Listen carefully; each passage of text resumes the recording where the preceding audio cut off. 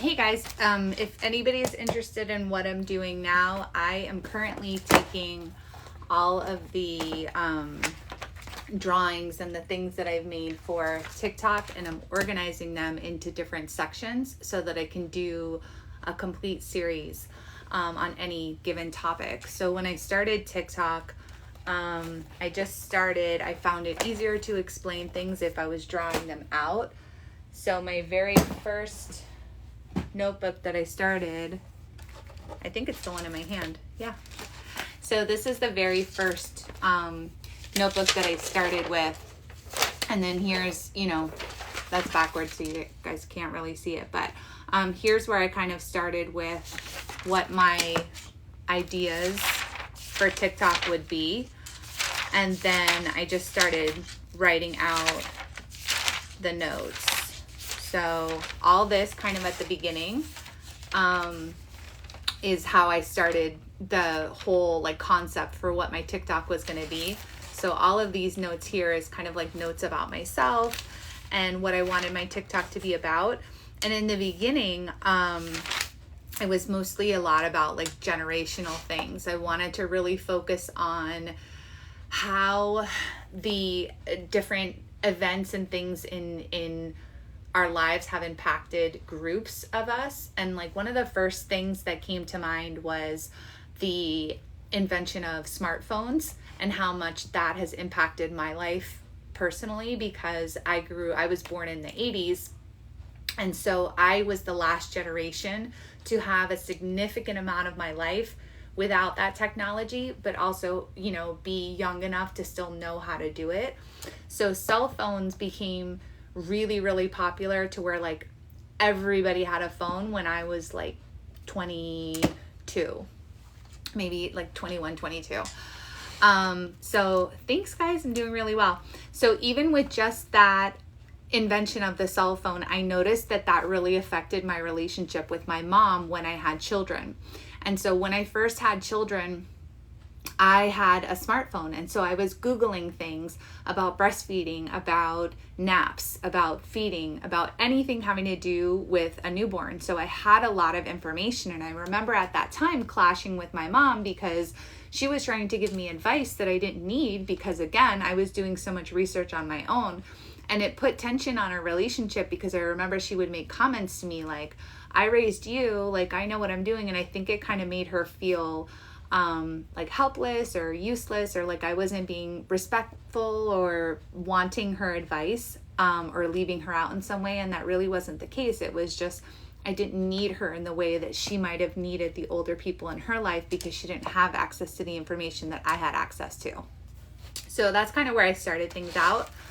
But then I started just doing these psychological diagrams to kind of draw out just different concepts. So this is kind of the first one that I started off with. Again, that's backwards, but let me flip the camera so you guys can see.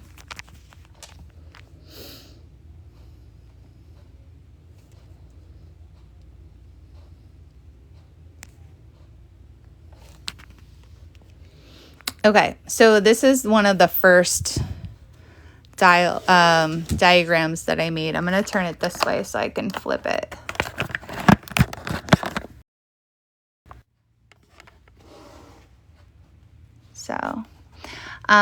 So what I was attempting to show here was how our beliefs about the world, ourselves, and others can negatively impact how we process and perceive events that happen to us. So if we're walking around the world believing I'm not safe, I'm not lovable, and I'm not capable, we might get this general sense that we're not enough. And so when you process things that happen to you, whether it be, encountering an insecure person or being in an insecure relationship, encounters with strangers, anxiety in social situations, all of these events or things in life are going to get processed or filtered through these beliefs. So you end up with thoughts that might sound like, this always happens to me, no one appreciates me, what's the point of all of this?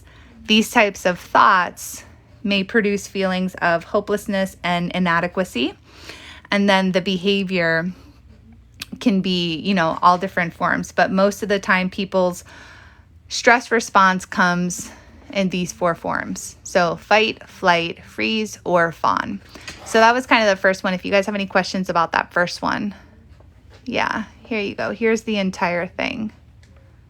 Let me see if I can back out a little bit. So that's the cognitive model. So that basically says that whatever you believe about yourself, life, and others will be your filter. It'll be what you filter the things that happen to you through. And so if you're going to have a completely different experience if when you get accused, right? So if someone accuses you or blames you of something, if you have a firm belief that you are a capable person and that you are enough, then you may brush this off. But if somebody comes up to you and blames you for something that you didn't do, and you have this belief up here, you're probably going to have a really strong reaction to that. And so this kind of shows you how the differences in what you believe affect how you perceive these everyday events that happen to us. So if you guys have any questions about that one, I can go into that one a little further, but this was kind of like the base for all of the, you know, the other notes that kind of come after. So I'll do a quick, I don't know why sorry guys. Okay, that works there. So I'll do a flip through, and if you guys see anything that you want me to stop at, just let me know. Somebody said they just got the journal this weekend. There's 3 journals that I sell. There's this one, which is one of the most popular ones. This one walks you through that exercise.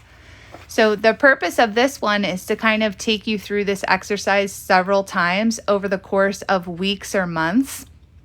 And what you do is you kind of take everyday events that happen to you and you fill out this cognitive model, and then you practice answering these questions based on whatever the experience is that you had. Now, doing this once is gonna not do a whole lot. It's not gonna change or fix your problems. It increases your awareness about the type of thinking that you have. Then, over weeks or months, you can start to see a pattern in your thought process, and then you have a habit to work on. Oh, okay, I can see after filling this out for a couple of weeks that I have a habit of making assumptions. I have a habit of mind reading. I have a habit of, black and white thinking. And then that gives you something tangible to work on, whether in your own work or if you're working with a therapist.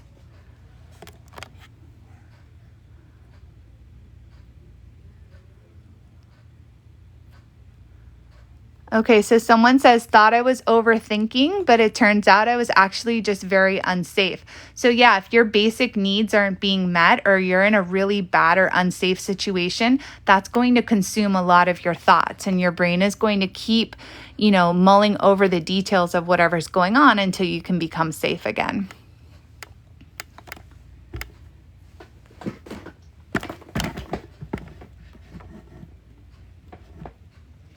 Okay. Sorry guys, my setup here is kind of wonky. I think I'm going to flip the camera back and just answer questions. Unless you guys want me to keep showing you these. Just tell me in the comments what you want.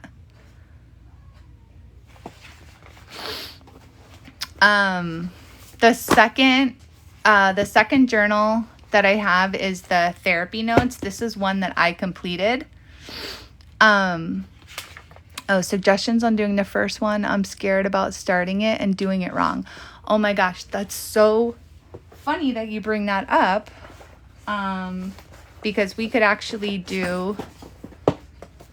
we'll do that right now. Okay, so this person, I'm gonna do it based on your comment. So I'm gonna fill out the cognitive model based on your comment. Let me just get a clip here. Okay, I'm gonna show all the diagrams, but right now I'm gonna do an example live on how to fill this out. I just need my little clippy clip here. Okay, so the person's comment was that they want to get the book, but they're scared they're going to do it wrong. Okay, so thinking about buying a new thought journal. So a lot of times people think the event has to be something external that happens to you. And it's not always. It can be something internal. So the event can be, I sneezed. I felt, nervousness in my stomach. In this case, it was a thought. So this is coming from this journal. So this is The Art of Mindful Thinking, and it's a CBT journal. It's the same exercise that's repeated all throughout the book, and it's designed to help you discover a pattern in your thinking and then break the bad habit, whatever it is that you discover. So in response to this event, so I'm thinking about buying this new thought journal. I won't do it right. I'm just adding this. I shouldn't waste my time. I was going to put time, money. And then you can put any other thoughts that you're having in response to this. So I'm thinking about buying this new journal, but my thought is I won't do it right. And I shouldn't waste my time and money on something if I'm not going to be able to do it right. And so the feeling behind that, you may be used to having this type of thought. Oh, I won't be able to do it right. So this maybe actually be a neutral experience for you because you're consistently telling yourself, oh, I can't do that. I can't do that. So you may actually in the moment feel neutral, but when you really kind of think about it, you may feel inadequate. You might feel discouraged. If you have trouble picking out your feelings, I recommend becoming familiar with the feel wheel.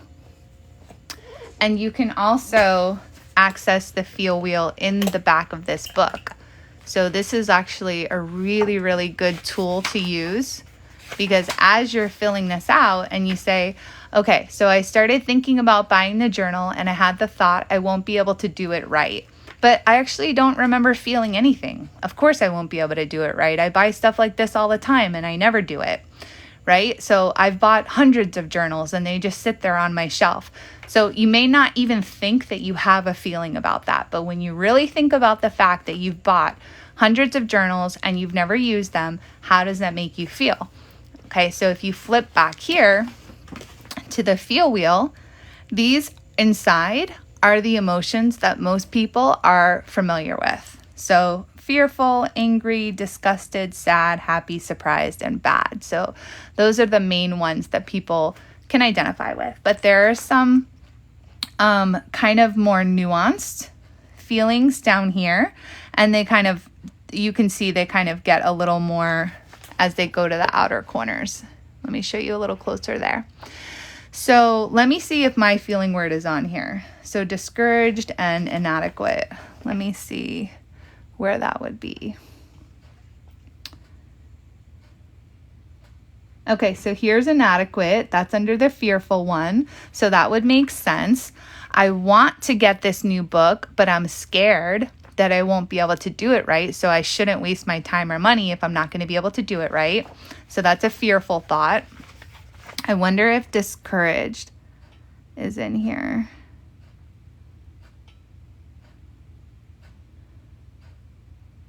Okay, so discouraged might be like a sad feeling that might live somewhere between sad and disgusted. I don't see that exact word on here, but I put that here because I think that fits there. But if you found any other words on here that fit, right? So it might make you feel a little depressed. It might make you feel a little bit guilty. So when you think this thought, I won't do it right, you might feel guilty because you might feel like you should be able to do it right. So whatever your specific feelings were in that whatever scenario that you're working through, you would write that there.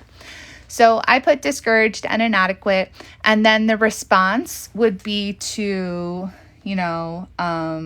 not buy it. And then there's probably like an internal response, or like a reinforcement of the belief that I won't be able to do. I can't do hard things, right?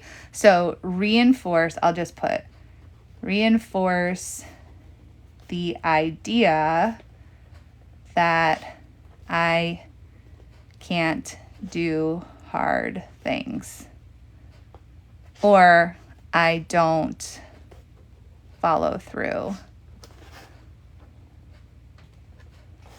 or I don't do things right. I'm not smart. Whatever your specific belief is, right? You would just put that there. Or any other response. Your response may be to berate yourself for a half an hour. You may go into a spiral where you start thinking really negative thoughts about yourself.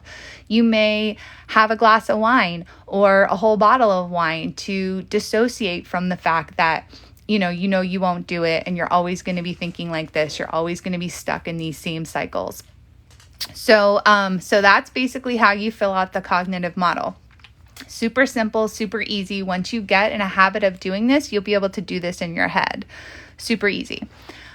So then you're going to flip to the second page, which is the thought evaluation. The thought evaluation is based on this thought, right? So I won't do it right, is the thought, but sometimes I like to go a little deeper. I won't do it right. Why? Usually it's because I can't do hard things. So, you can do it actually on either one of these. So you can do the thought evaluation on, I won't do it right, so I shouldn't waste my time and money, or I won't do it right and that's it, or both of these thoughts. So I'm going to kind of combine them. Hold on one second. So I won't do it right. And then I'm going to put, so I shouldn't try. Okay. So that's a thought that people often have. I won't do it right, so I shouldn't try. Right. And so if you're having this thought about this book, you may be having this thought about other things in your life as well. And so this exercise could apply to not only this, but a bunch of different things. So what makes me think that this thought is true? So you might start listing, I have tried journals in the past.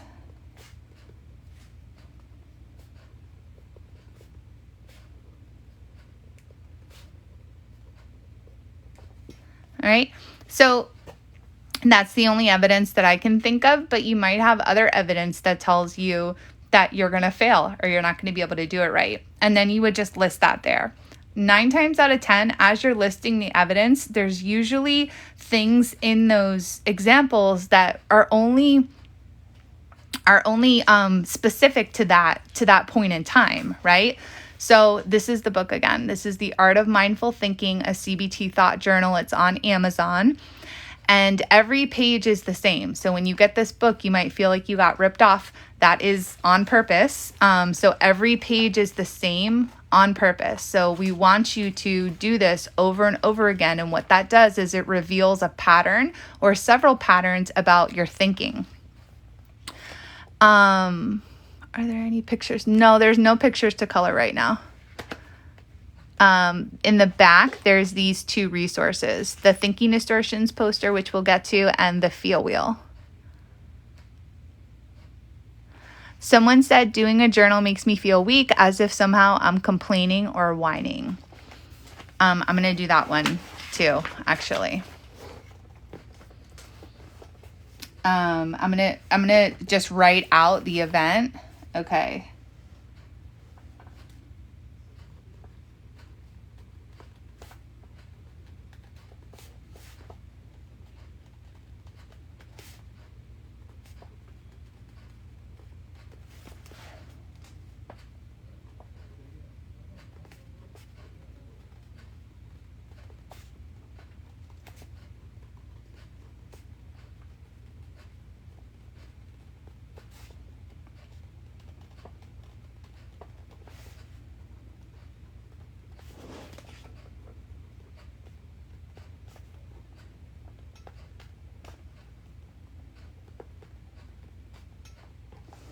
Okay, so here's the second scenario. I'm going to go back to the first one that somebody just gave.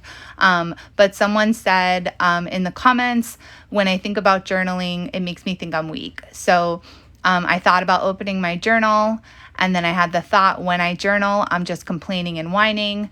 That makes me feel weak. So my response is to refrain or avoid journaling. If I had the thought, journaling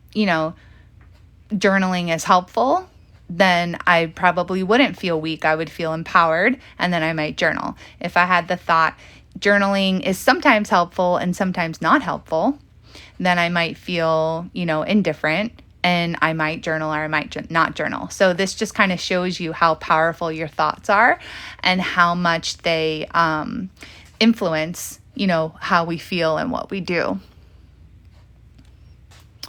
There's no lock. No. Okay, so I'm going to go back to this one. So this is, I was thinking about buying this new thought journal, but I had the thought I won't do it right, so I shouldn't waste my time and money. That left me feeling discouraged. And then my idea that I don't follow through with things, and that I really can't do hard things. So over here, you would list all the evidence that you have. So again, what I was trying to say was sometimes when you list out all the evidence, you'll find that your evidence is really specific to certain situations and doesn't apply to all situations the way that you are sometimes making it. So list that out. And then is there any evidence that this might not be true? So I would say, even if I don't do it completely right, I'm still getting the practice of flipping back to the feel wheel. I'm still getting the practice of reading the thinking distortions. I'm still trying something new, which will increase my flexibility in my thinking and teach me to get in the practice of thinking about my thinking and how I process things. So that's probably what I would write that. So I would put... even if I did it, and I'm going to put wrong here.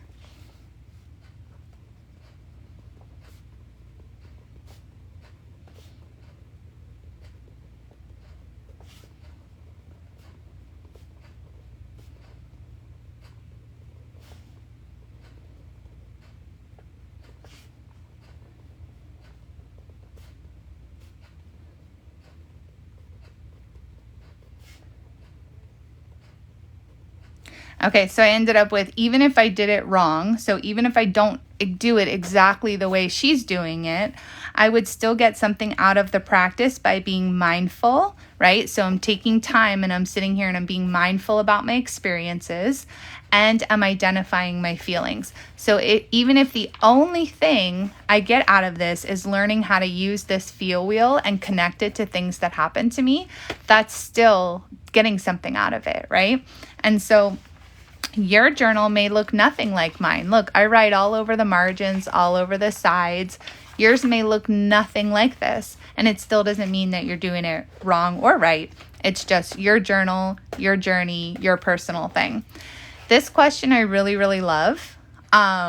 This is, if the thought is true, what resources do I have to support me? Now, resources can be anything. Resources can be friends or family. Resources can be your job. Resources can be hobbies, anything, right? But resources can also be experiences. So you may have experiences that tell you that you can do hard things. So a resource for this could be, oh, well, there was this one time when I was trying to learn a new job and I thought I would never learn it. But 3 months later, I was getting awards for being, the best employee of the month, right? And so that's a resource because that's an instance and an experience that I have that tells me that when I thought I couldn't do something, I really did. And so that acts as a resource or motivation for the next time you're feeling the same way. So I'm gonna put that. So I'm gonna say,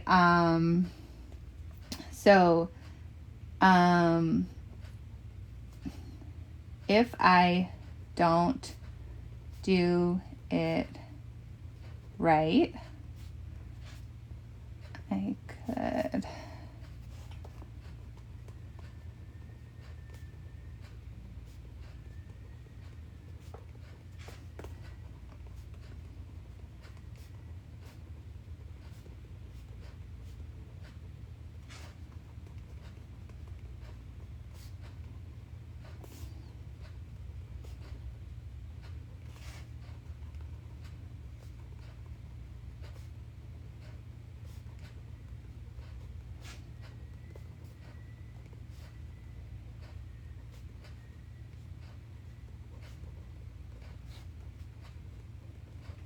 All right, so that's my sloppy handwriting, but I wrote, if I don't do it right, and remember I'm putting right in quotations because there is no right or wrong. You can do this any way you want. I could research more videos to get ideas on how to be more effective. And then the second thought, there have been other times where things didn't come easy, but I learned. And so you're just reminding yourself, what resources you have at your disposal. And then you're coming up with a balanced thought, right?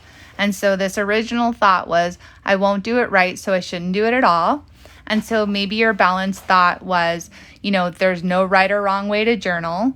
And journaling gets me in a mindful space, which is a benefit, no matter what, no matter how it comes out. That's what I'm gonna write. Okay. There's no right or wrong way to journal. And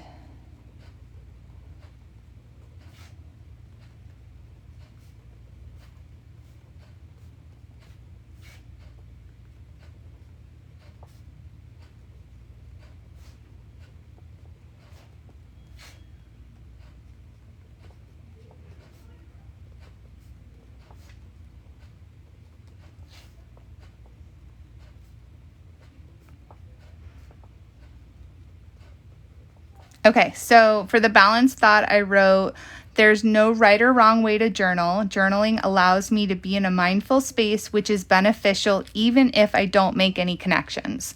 So even if you don't have this aha moment in doing this exercise, even if you don't feel like you got anything from doing this, it's still increasing your flexibility, and it's still benefiting you because you're practicing being mindful, thinking about your feelings, thinking about your experience, and you're practicing your self-awareness through identifying it. So let's say you do this whole exercise and you get nothing out of it. Like you walk away from this particular exercise and you're like, oh, that was kind of a waste of time. But then later you start reflecting and you look over a month's worth of these and you're able to see, oh my gosh, that time that I journaled about journaling is very similar to this other time where I didn't want to do XYZ because I thought I couldn't do it. And then you start to see a pattern, and that's why this is helpful. I'm going to try and get caught up on the comments. So TikTok says that this is great for intellectualizers. So if you are someone who often intellectualizes your feelings, you can take this to an extreme and sit and think about all the ways in which you feel this way and why you feel this way. And it's really kind of living in that headspace. But it's bypassing the feeling part, right? So when you're doing this kind of practice, you're not really doing that, right? You're sitting in the feeling. You're sitting with this feel wheel and you're kind of looking at that and you're going, okay, what is it like to feel discouraged? And you're sitting with that. So as an intellectualizer, you would bypass all of that and you would just sit up in the, well, if I knew this, then I wouldn't feel that. And that's not the case with this. Okay, so this journal is The Art of Mindful Thinking.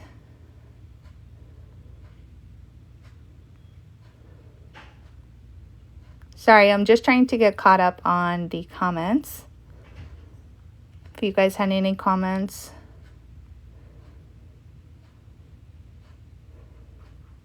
As a man, I feel like a blank in therapy talking about emotions. Do women feel like that? I'm not sure what you meant by that, but if you want to clarify.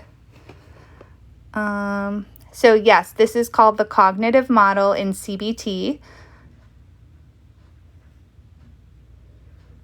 And then someone else said, thinking distortions is a great way to think of it. That's true. And you've got a whole list of the most common thinking distortions right here. So these are the most common thinking distortions. And you'll notice that as you fill out this exercise, these might become more and more familiar. And you might think to yourself, oh my gosh, I do this one a lot. That's something that I want to work on for the next couple of months. So it helps you kind of not get so overwhelmed thinking, oh, I have all these diagnoses. I have ADHD, I have OCD, I have depression, I have anxiety, these are all overlapping diagnoses. And so when you can kind of narrow it down and get yourself just a couple of bad habits that are tangible that you can work on, it kind of makes this journey a little less overwhelming.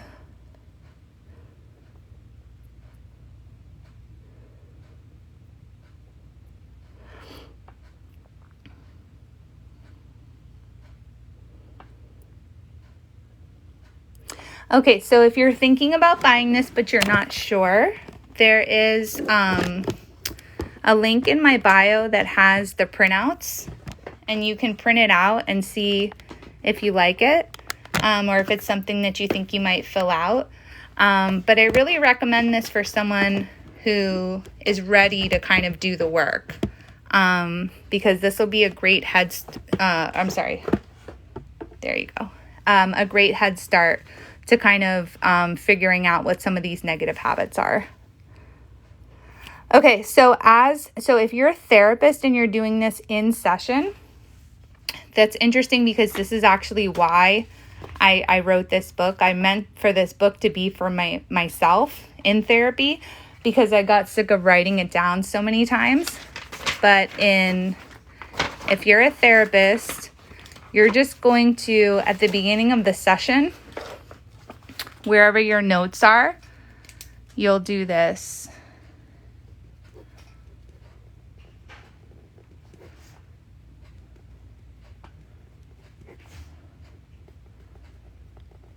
And so as the client is telling you a story, you just fill this in for them.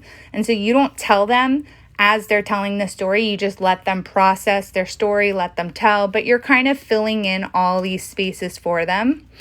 And then you show it to them at the end, and you can process and help show them how the cognitive model works with their own example.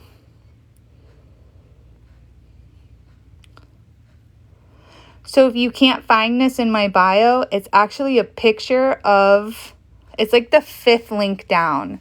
So if you go to the link, or if you go to like my link tree or whatever that thing is, it's like the 5th one down. And then when you click on it, it's like a free link. So if anybody has any other questions about that, I can do another example. Oh, I did have another example. Okay, so someone put, I thought about, or someone had commented this and then I wrote this out. So I thought about opening my journal. The thought was, when I journal, I'm just complaining and whining, and that makes me feel weak. And then my response is to refrain or avoid journaling. So then you would just take this thought.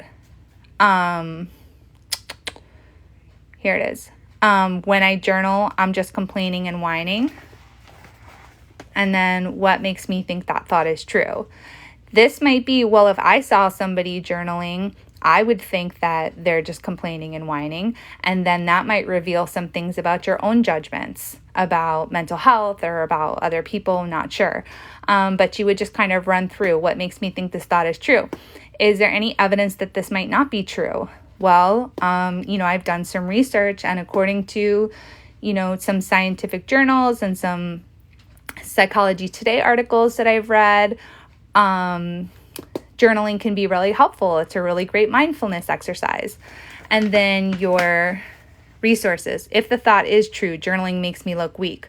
Well, even if it does make me look weak, I don't care because it's helpful and I'm still going to keep doing it. Balanced thought. Some people may think journaling is weak. I find it helpful and I'm going to keep doing it. Whatever whatever conclusion you get to after this.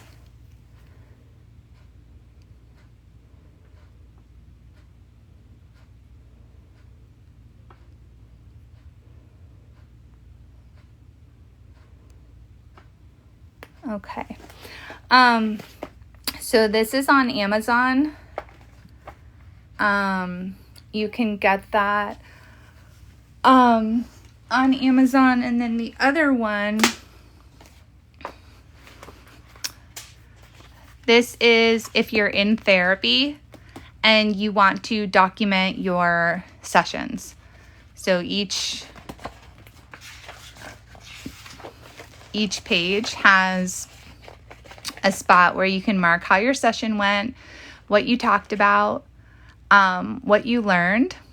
You can give yourself a little affirmation that goes kind of with your session, or maybe it's something that your therapist told you that you want to remember. And then today's date and your next appointment. On the other side, you will do a little body check and you'll scan your body and see if there's any disturbances. You'll mark those down.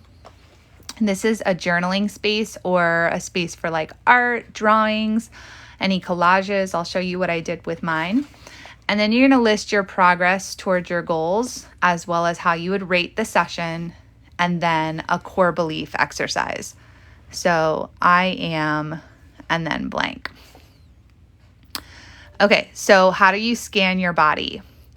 So you're going to sit in your body and you're going to close your eyes and you're just going to mentally scan. So you start at the top of your head.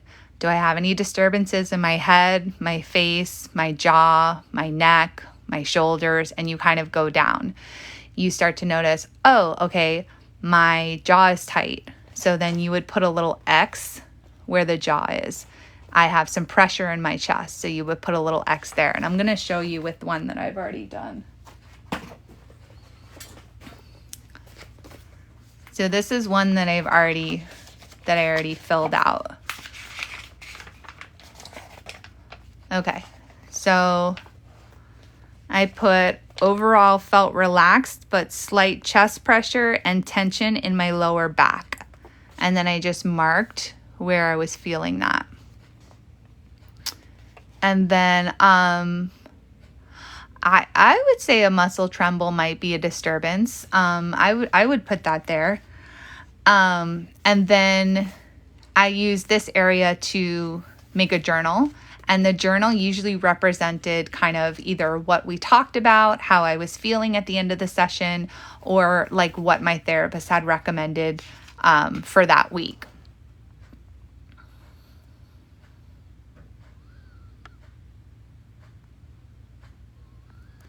Okay. So again, this just gives you reminders of like possible homework. So this said, what does healthy love look like?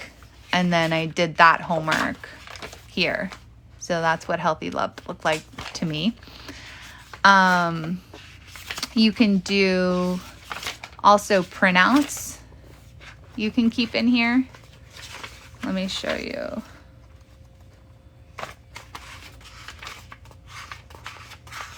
Okay, so here, our couples therapist had talked a lot about the Sound Relationship House. So on that day, I put a printout of the Sound Relationship House just to kind of look over and remember what we discussed on that day.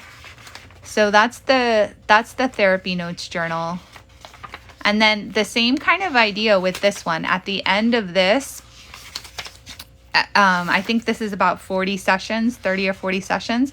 At the end of this book, you kind of have a personalized self-help book. So this is all the tips and tools that are personal to like your journey. So that's that one. Here's like an exercise and like some information that was given that just got taped on the inside. So a lot of times, and I had this experience when I was a client and as a therapist, but people have these amazing sessions, they have these great breakthroughs, but they forget it right after. So they remember that they felt better, but sometimes when they're trying to make connections or reference back, they don't remember what happened in the session or what their therapist had recommended because, you know, therapy sessions are really emotional and you don't always remember things that happen in them. Especially after some time has passed. So this is a great way to document your journey, put any recommendations or exercises that your therapist gives you in this book. And then the third one is the Me Manual. I don't think I have a copy of that one. But I'll get you guys that one. We'll go over that one another time.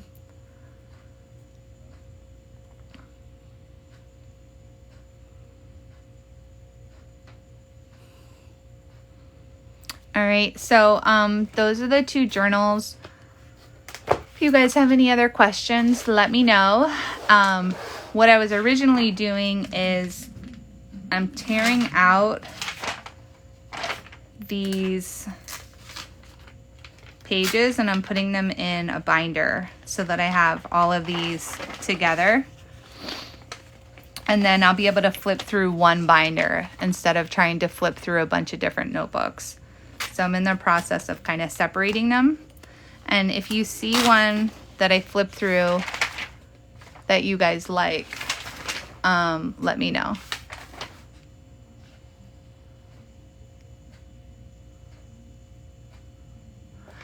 Okay, so thinking about why you feel a certain way is not considered bad. It's like anything. It's when you use it to the extreme.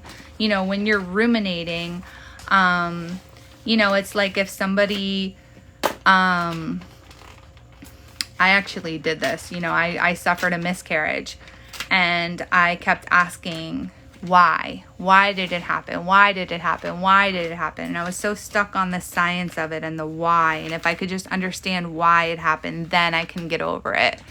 And the reality is that even if I did know why it happened, it still was going to be hard. And I was trying to avoid the pain of the loss through trying to figure out why it happened.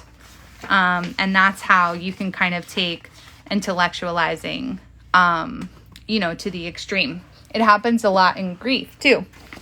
Like this is me working out, you know, some grief. So you'll do a lot of intellectualizing and bargaining. You know, if I could go back and do it right, then things would be different.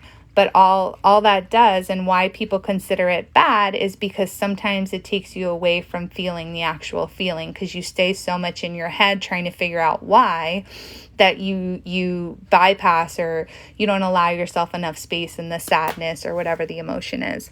And so it's not a bad thing. It's just, you know, it can be when it's taken to extreme.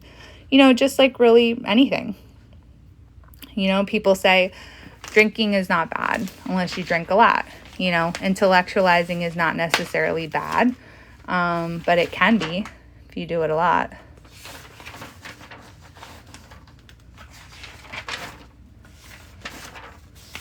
See, these are my early ones, so they're like kind of messy. I'm not even sure I want these. And they're also like on front and back.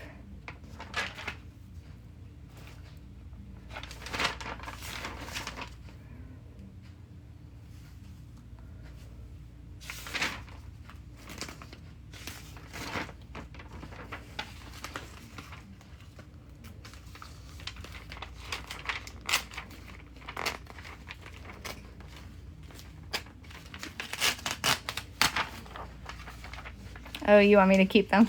All right, I'm going to keep them all, but I'll probably write some of them over.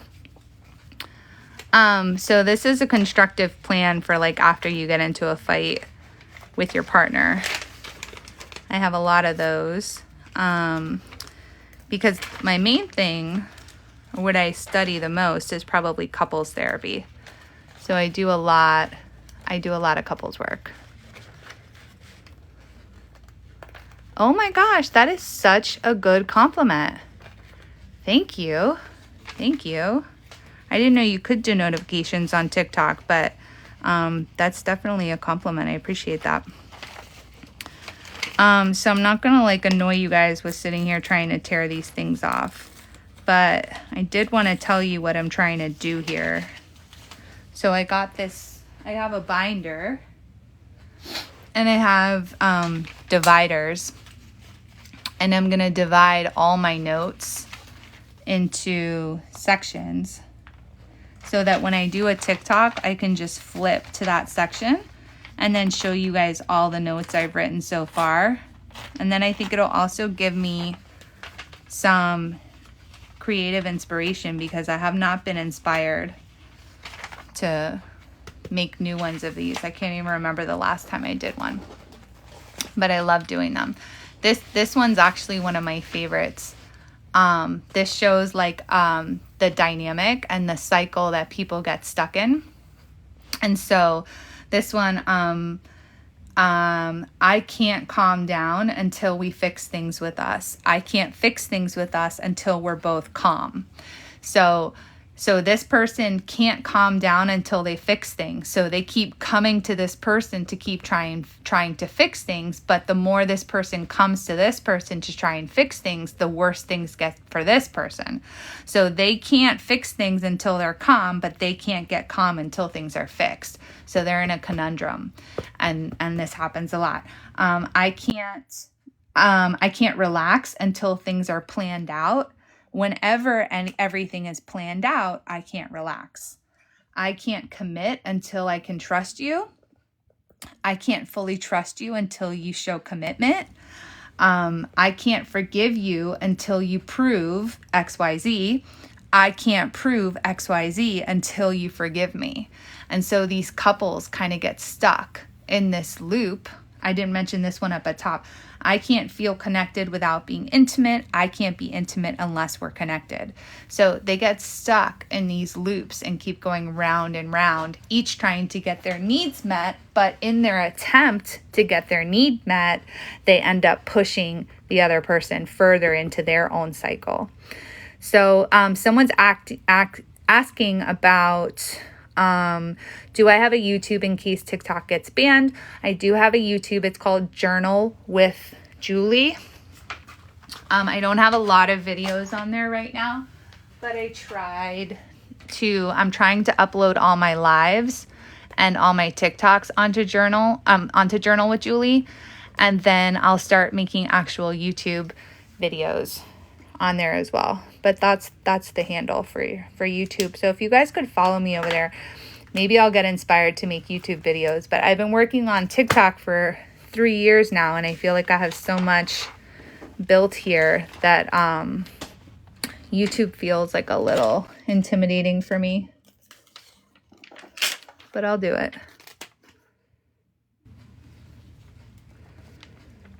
Will I go live on YouTube? Yeah. The reason why I'll probably never go live on Instagram. I don't know why. I have like a thing about Instagram. I was trying to talk to my best friend about it, and I was explaining that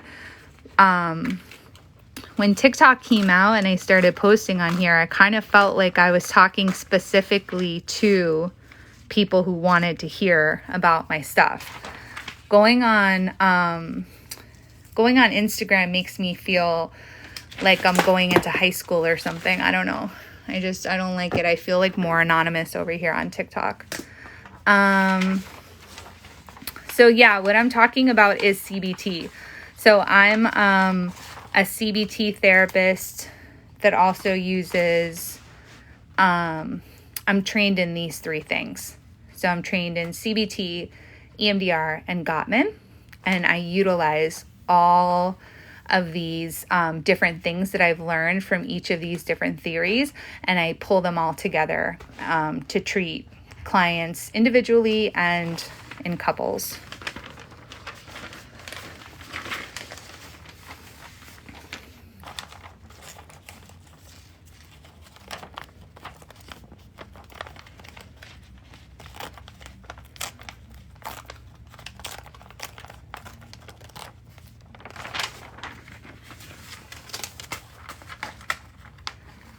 Yeah, it should be Journal with Julie on YouTube. I'm going to look it up right now and see if that's what it is. I'm almost positive that's what it's called, but I haven't used it in a long time.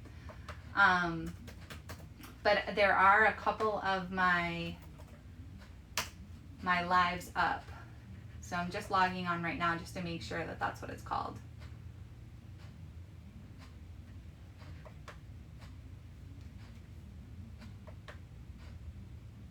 Okay, yeah, it is called Journal with Julie. So it's at Journal with Julie 46 is the actual thing.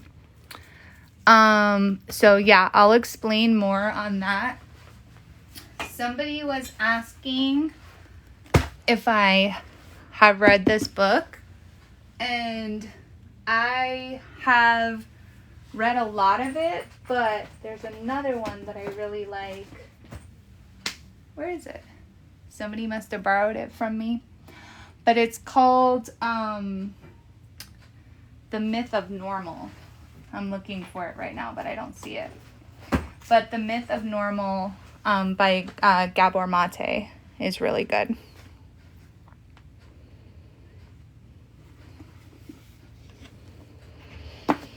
Okay.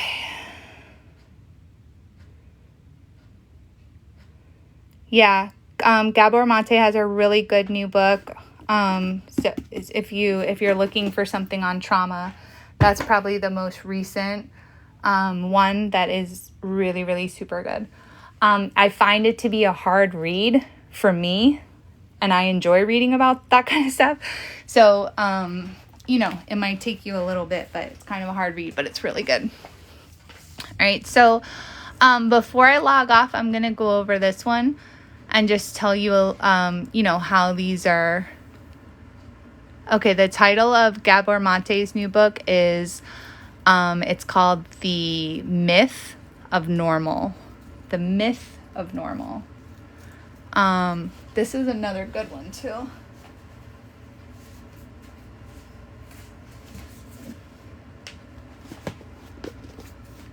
I like this one a lot. It's called How to Do the Work. This is by Dr. Nicole LaPera. On social media, she's called the Holistic Psychologist. She's here on TikTok. And then she also has, I really, really like her Instagram, because the way that she does her Instagram posts are very succinct. So this is a good one. She also has a new one that's newer than this on relationships. So those are two really good resources.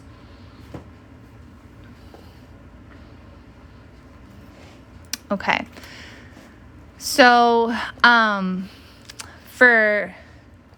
so these are like kind of like how I picture it. At the top of most everything I do would be CBT, because this is kind of the basis for these other things. So Gottman mentions CBT principles, and so does EMDR. So I kind of put this at the top because this is the basis of my understanding for psychology. So the way that I filter and understand human behavior is largely through the lens of CBT. And then again, EMDR uses a lot of attachment theory combined with CBT principles. And then Gottman uses a lot of CBT principles within it, meaning that a lot of like some of Gottman's terminology, like they have a term called negative sentiment override in Gottman. And that's when you spend 80% of your time thinking negative thoughts about your partner. And so because you have these negative beliefs about your partner, their behavior is you perceive their behavior as negative. Whereas if you didn't have the negative beliefs about your partner, you might perceive them as neutral or even positive. So Gottman method couples therapy is a type of couples therapy that was designed by Dr. John Gottman, who is a relationship researcher, and his wife, Julie Gottman, who is a clinician. They both do work with couples. This is one of their main books, The 7 Principles for Making Marriage Work.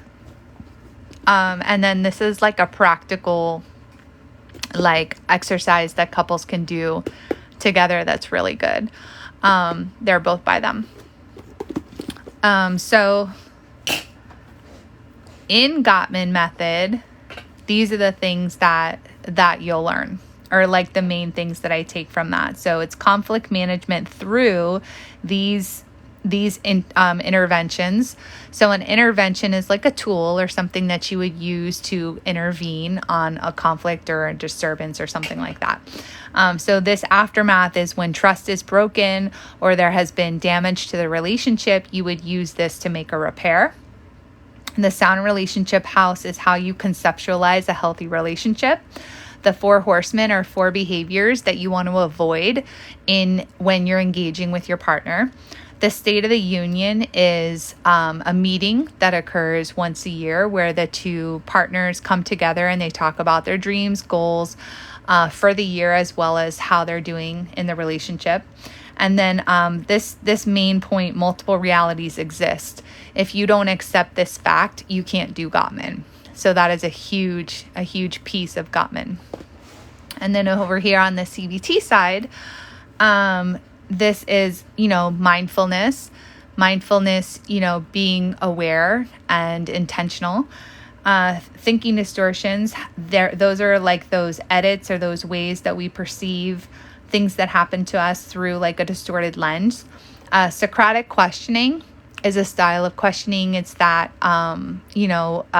what makes you think this thought is true? Is there anything that makes you think this thought is not true? If the worst did happen, then what? So it kind of takes you through this style of questioning, because anxious thoughts kind of leave you anticipating. So Socratic questioning answers those anxious thoughts. And then there's exposure exercises that you can do. And then down here, EMDR for wound healing. So these are when you have, really, really traumatic events that happen to you that change the way that you believe about yourself or the world. So EMDR therapy is a process of healing those wounds and redefining those beliefs. So it's compassion towards generational trauma.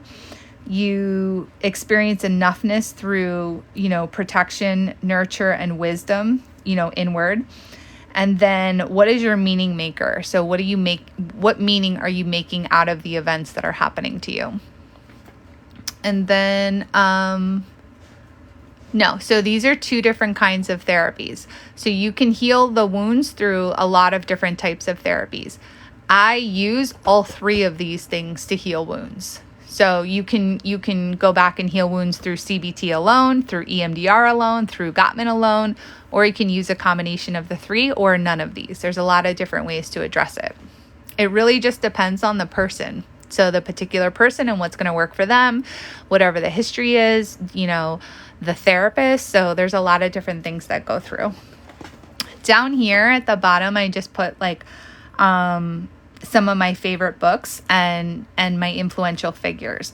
I made this to help people understand where I was coming from. So this is up at the top of my page. So if anybody is kind of interested in like what I'm talking about or what my page is about, this is kind of give you like an overview. Okay, so someone just says that they bought Fight Right and they loved it. And I do too. So I have Fight Right and all my markers for all the different exercises. So I love this one too. This one, if you get it, has a really good resource at the back. It gives you a quick guide. So the Fight Right quick guide, and it gives kind of a summary of all the exercises at the back, which I really, really love.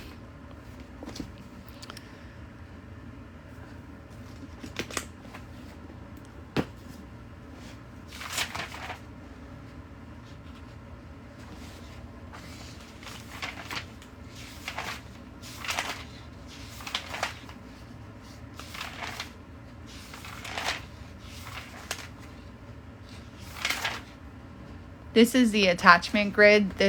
Every time I post this one, this always gets a lot of views. So to treat anxious attachment, you can do, EMDR. You can do a combination. You can do CBT. You can do, someone mentioned IFS, internal family systems. You can use that. There's a lot of different approaches will work. It really just depends on the relationship that you have, with your therapist and kind of what you guys come up with. Father wounds, it would really kind of depend. Any of these would really work. Probably EMDR, a combination. So for disorganized attachment, let me see. I have a...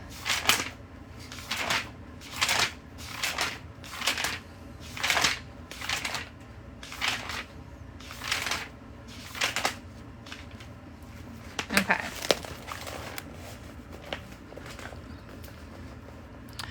Okay, so disorganized attachment is also called fearful avoidant. And I think I put, okay, let's see, step 1, to identify, learn about emotions and how to articulate them. I'm feeling misunderstood, and understand your triggers. So it's kind of identifying the patterns. What does your attachment look like? So fearful avoidant attachment can look different on everybody. So there's a lot of different qualities that go into being fearful avoidant, and it's also a spectrum. So it's going to look very different on everyone. So you're going to first find out what this looks like on you. How does it specifically show up in you? Then step 2, embrace. You'll notice these rhyme: identify, embrace, replace. So you will embrace. So you're going to have to learn to tolerate negative thoughts. And notice I have that in quotations. So these are thoughts that you deem uncomfortable, and emotions through self-soothing. So a lot of times, people with a disorganized attachment style will try to avoid negative thoughts, emotions, or situations. So they'll take you through a process of learning how to tolerate that. And then embrace core values. So some of the very things about you that make you unique are also some of the things holding you back. So you need to embrace where your strengths and weaknesses are. And I say that in quotation because everything has, a flip side. And then down here, replace. So replace passive aggressive behavior with direct and honest, transparent communication. So a lot of times someone with fearful avoidant, because they want to avoid a conflict with someone, they may ask a question instead of setting a boundary, right? So say, for example, they, my pen is sitting here and they don't want it to be sitting here. They might say something, "Are you going to leave your pen there?" Right? And so that's the passive aggressive way. It's a passive aggressive way of trying to get their needs met. They don't want the pen there, but they're too uncomfortable to say, "I don't want that pen there." So they'll ask a question, or they might make a comment or something instead of saying, "I need that pen moved off of my paper," right? Because that can be uncomfortable. And so, hold on, it's making me refresh. Okay. So learning how to replace that type of behavior with direct, honest, transparent communication. Replace aggression with assertiveness. So sometimes someone with a fearful avoidant attachment style, because they're not used to saying what they want, or they don't think it's okay to express what they want, they'll sometimes build up needs and then explode on somebody. And so they will have to learn how to replace that aggression with assertiveness. So learning how to be assertive first so they don't get to the point where they're exploding on somebody. And then they're also going to have to replace conflict avoidance with vulnerability. So getting used to and kind of understanding that in order to be in a relationship with anybody, whether it's your pharmacist, whether it's your mom, whether it's your brother, that relationships require vulnerability. And so kind of getting comfortable with that is a long practice for a lot of people. So this is my, simplified roadmap to security. And I have another one that's a little more detailed. And I'll go to that in a second. I'm just trying to.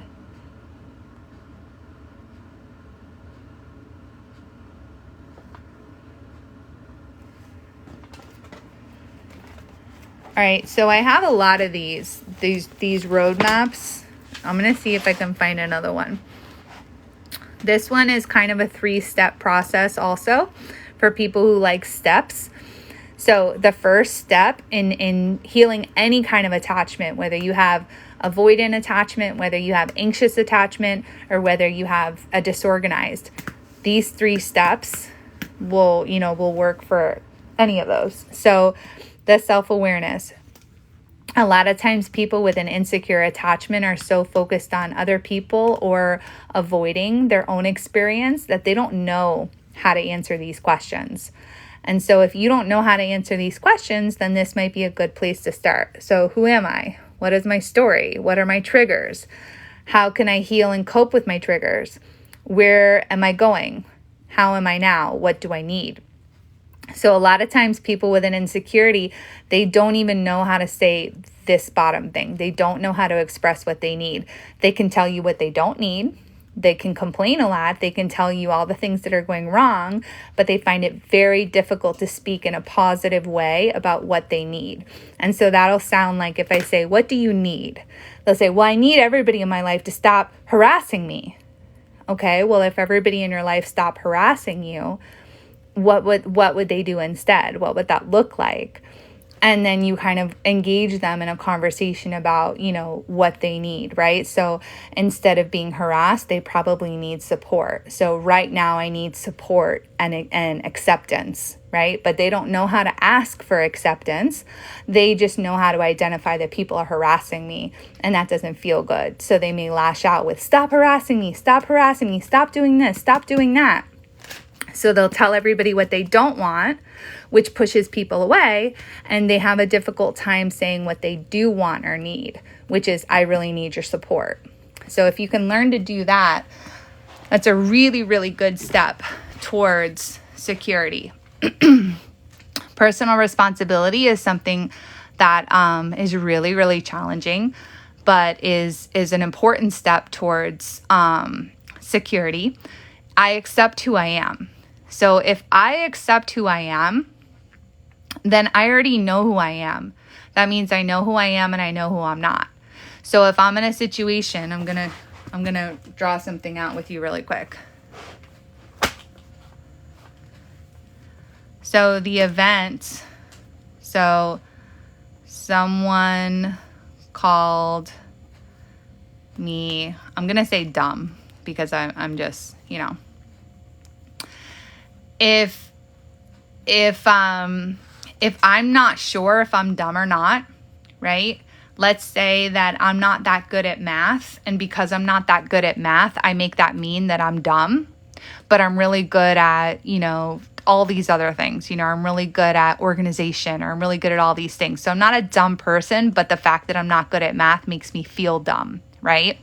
And so when someone calls me dumb, if I have an insecure attachment, I might think something like, I knew it.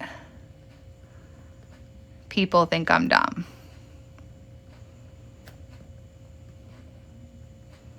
Right? And so that feeling might be sad, right? Because people found me out. And then the response would be, I might shame myself. Right? And so, let's say someone called me dumb because, so I'm in a situation where I got math wrong, someone said, oh, what's something times something? And I gave the wrong answer, and they said, oh, you're so dumb, right? Well, if I've already accepted that I'm not good at math, and someone called me dumb for not getting a math problem right, then my thought is not going to be this. My thought is going to be,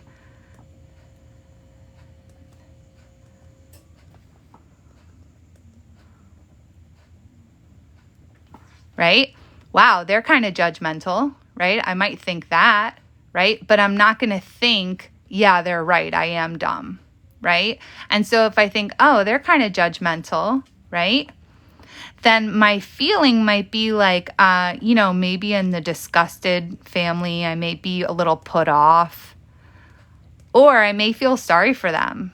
I may feel, saddened, Oh, they're a really judgmental person. I thought different of them. And so then your response would not be to shame yourself, right? But you may have a neutral response.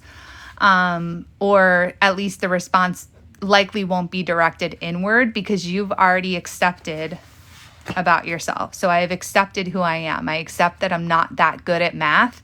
So when people call me dumb for getting a math problem wrong, it doesn't really affect me because I've already accepted who I am. I accepted that I'm not good at math, but I'm really great at these other things. So when I get a math problem wrong and somebody else attributes that to me being dumb, I don't believe them. Does that make sense, you guys?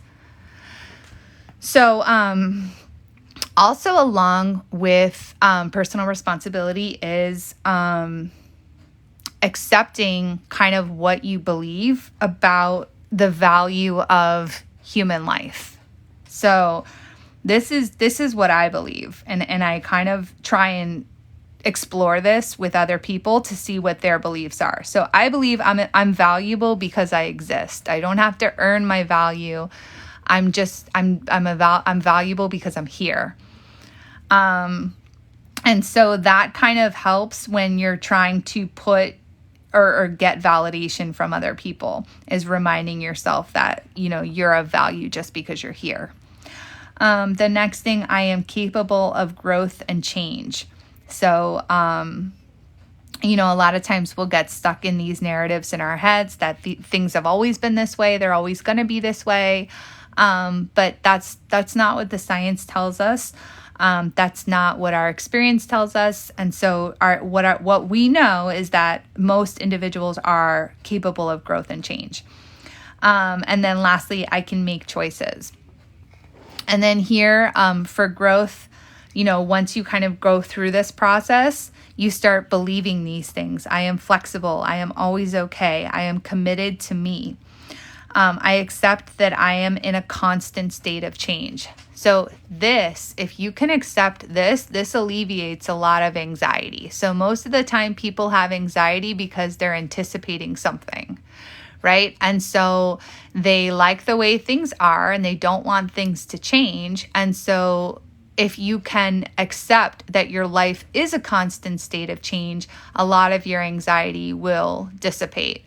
Because even when you have a change in your body, so a lot of people who have a lot of anxious thoughts or a lot of anxiety may experience a change in their body temperature, in their heart rate, in anything. And they start attributing that to it being something wrong. Oh my gosh, there's something wrong with me. What does this mean? And they may go down this rabbit hole, which actually makes them even more nervous and even more anxious. If you believe this, I accept that I am in a constant state of change, then a slight change to your physiological state or your mental state doesn't affect you as much as it does an insecure person who cannot tolerate the ebbs and flows of life, the ebbs and flows of your body. Your body's going to be in a different state at 8 a.m. than it is at 8 p.m.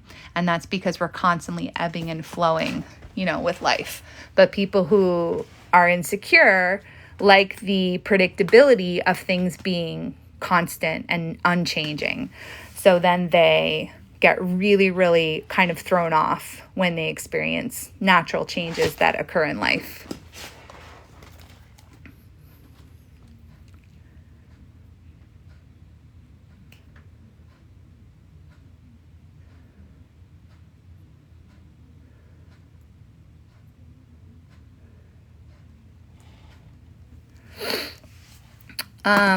All right, guys, so I'll just flip through the rest of this notebook. And then I'm going to be logging off. Oh, here's the one for avoidant.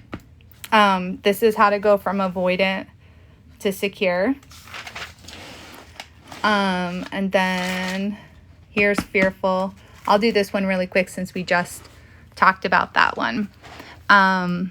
But a fearful avoidant person is mistrusting, self-sacrificing, and indecisive. They oftentimes value certainty, acceptance. They want others to accept them. Sacrifice. So they sacrifice themselves for others, and they sometimes don't understand why it's not done in return. They value justice, fairness, empathy, and trustworthiness.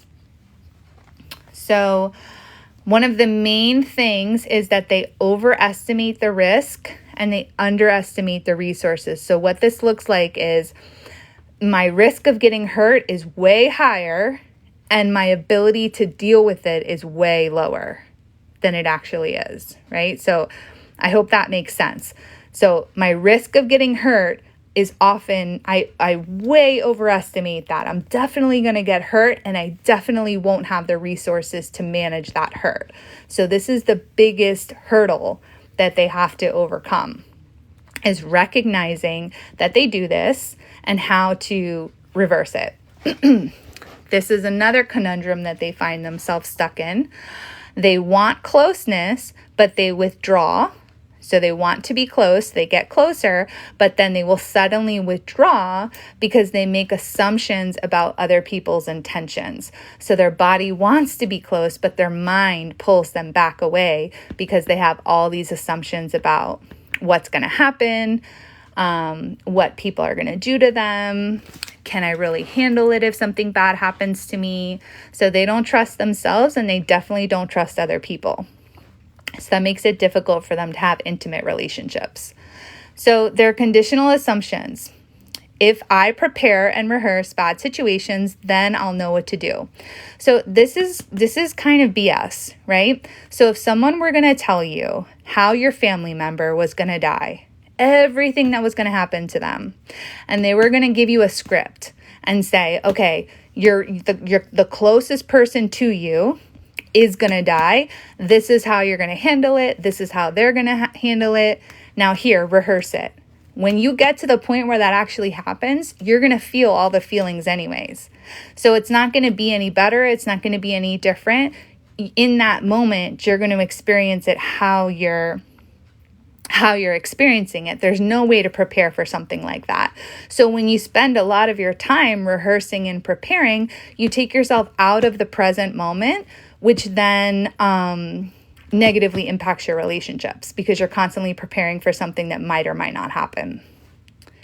If I sacrifice myself for others, they will see me as valuable. So they're in a constant state of self-sacrifice. They're constantly reading other people's mind, trying to figure out what it is they need, and then doing it oftentimes without confirmation, having conversations or anything like that. This leads to a lot of misunderstandings and a lot of resentment, right? Because you're sacrificing yourself for people who often don't know that you're doing it. And so it's not being reciprocated. It's oftentimes not even being recognized. And so you end up drained. So the core beliefs that you want to switch to would be, I am worthy because I exist and I am okay when I am breathing. So this one's kind of simple because you can't anticipate every bad thing that's going to happen to you. So if you can get them to center to their breath and just say, okay, as long as I can connect to my breath, I am okay in this present moment. So these are some more beliefs that have to change. So I am safe. So what does I am safe mean? I trust that I'll use my past experiences to make good decisions. So I'll never be able to guarantee my safety in this world. I'll never be able to have that 100% security. But I do trust myself that I'll be able to make good decisions. I'll be able to prepare the best that I can, set up a life that feels safe enough, and trust myself that I'll make good decisions if disaster strikes or if I get into trouble. I am capable. So I can do hard things. I trust my judgment, and rest is productive. So a lot of times people who are in, who have this attachment style, they feel like if they rest, they will be perceived as lazy. And so they often have a lot of guilt in resting, which makes it hard for them to do any kind of self-care. So they're oftentimes overwhelmed and just like run down. So they don't take care of themselves very well. So because they don't take care of themselves, they're, it shows in their relationships. So then the last one, I am lovable. It's okay to tell people what I want and need. Self-care is not selfish. And then finally, in the secure space, they value growth, intuition, and inner harmony. And they are assertive, confident, and peaceful. So this transformation to kind of go from this way of thinking to this way of thinking takes time. A lot of times you have to do a lot of digging and understanding about how you develop these beliefs about not being safe, not being capable, not being lovable. You got to do some healing work around that. And then slowly over time, this, you start to think more like this.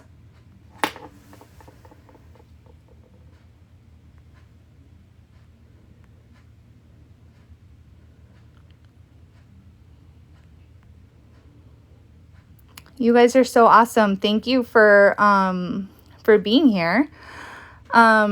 If you guys, I'm going to be logging off, but if you guys want to drop a bunch of comments with any questions or different topics that you want to see, again, like I was telling you, I'm having a creative dry spell.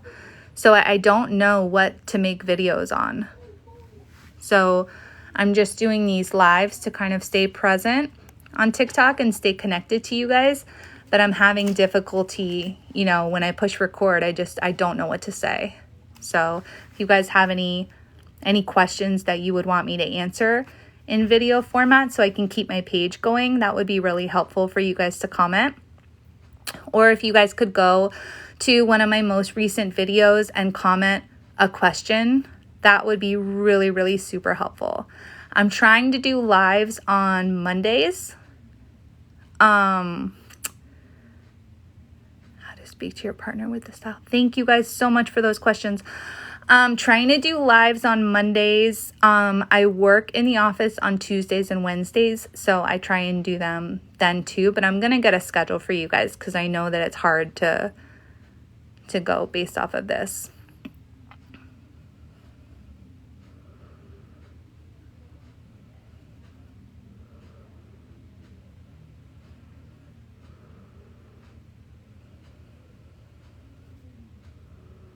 How do you communicate the sacrifices you make to your partner without them feeling overwhelmed? Why do you need to know that you're sacrificing for them?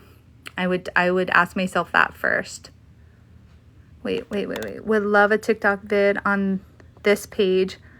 Okay. Got you. So you want me to do this page section by section. Got it? Okay. So you guys really like this page. Okay. How to respond to gaslighting. Okay, my favorite response to gaslighting, when someone tries to tell you that's not what happened, I say that's how I remember it. And so you're acknowledging that two different people can remember things in two different ways and there's no absolute truth, but I can do a whole video on that as well. Now that we know how we are presenting, how do we make the changes needed to become secure and tangible? Okay, that is such a hard, okay. So once you find this out, it takes time experimenting. Okay, so you have the awareness of it. So first what's going to happen is you're going to sit with this awareness and you're probably going to learn a lot about attachment style. Then you're going to observe it in yourself. You may observe this for months. You may just spend 3 to 6 months learning about how this shows up in your life. And so when you come to situations where you might be overestimating the risk, because you're slowing down and thinking about things a little more thoughtfully, you may say, oh, wait a second, is this one of those times where I'm overestimating the risk of getting hurt and I'm underestimating my resources of being able to take care of myself if I do get hurt? And then you can sit there and consider it a little more thoughtfully. Then what happens is you may learn how to take more healthy risks. You have good experiences, and then that builds up this belief that I can trust myself. I can trust myself to make decisions. But you won't know if you can trust yourself to make good decisions if you don't start trying. You have to start experimenting. But you wouldn't know that you need to start experimenting if you didn't know that this is what you're doing. So the awareness has got to come first.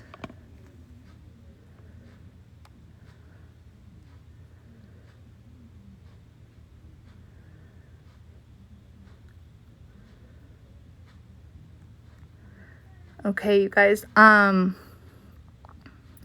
So I'm going to go ahead and read and write down all of the comments I'm going to switch you guys to another page so that you could,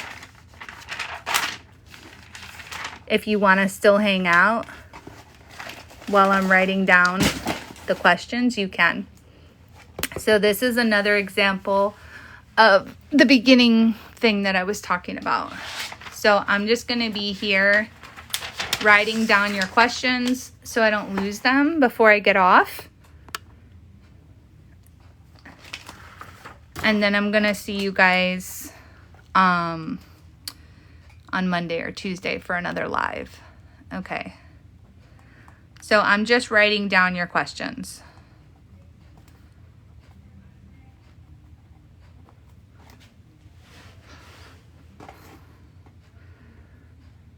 Easier to read and understand. Like, are you meaning like my handwriting?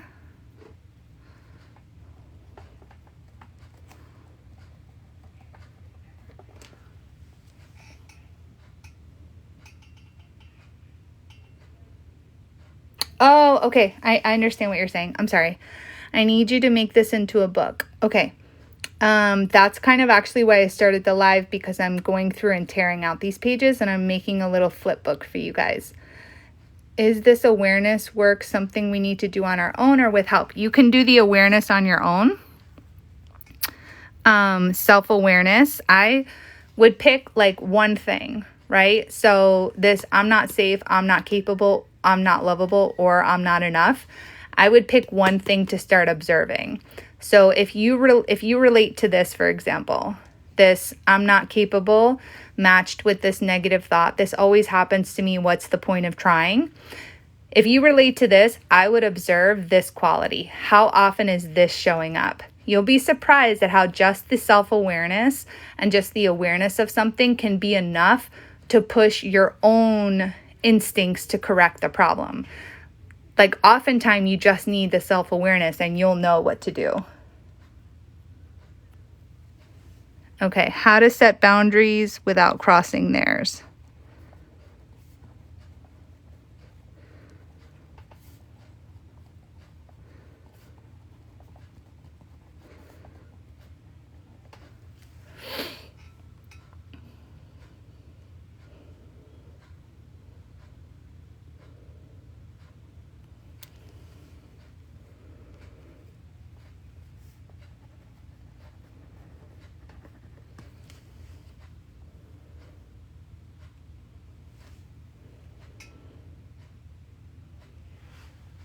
Okay, expressing emotions in a healthy way. That's a good one. I'll just give you a quick tip on that. When you're expressing emotions or expressing needs, a lot of times people will say what they don't want. And so practice saying it in a positive way. So instead of saying, I want you to stop ignoring me, the positive need would be, I would like attention, or I would like more connection. Because when you tell someone, stop ignoring me, you're accusing them of something that they might not believe that they're doing. So you're putting them on the defensive.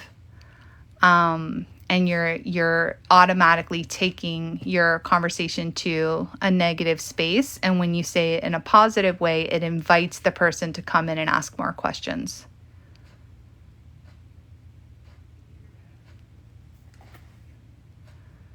I don't know what the anchoring method is, but I'll talk about conflict, managing conflict.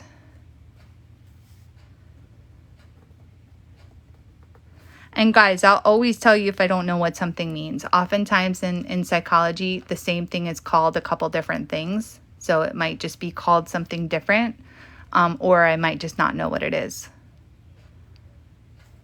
Okay.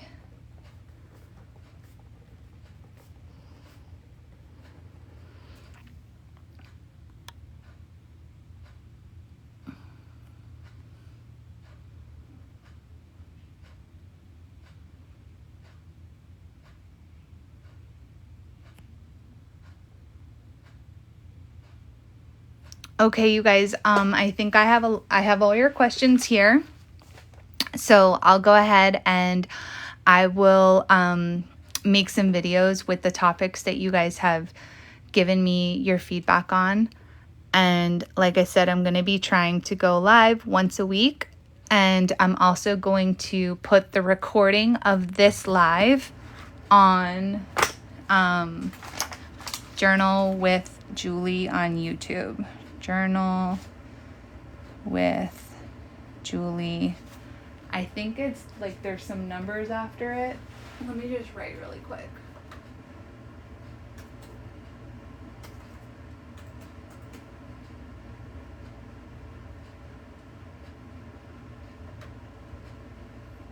Okay, it's at Journaling with Julie. At Journal with Julie 46. That's the YouTube. All right, you guys, I will go ahead and upload that YouTube video for you guys this evening, and I will see you next week for a live. If you guys want to use the journal that we were talking about in the beginning, it's available on Amazon, but there's also a free download for the pages. If you want to try the pages without buying the whole book, you can get this on Amazon. And again, just to have a peek inside so you guys aren't disappointed, it's the same exercise over and over again. So the purpose is to fill this out over the course of a few weeks or months so that you can get an idea of which thinking distortions you're using and how to correct that habit. So I will see you guys next week, and I hope you have a good night.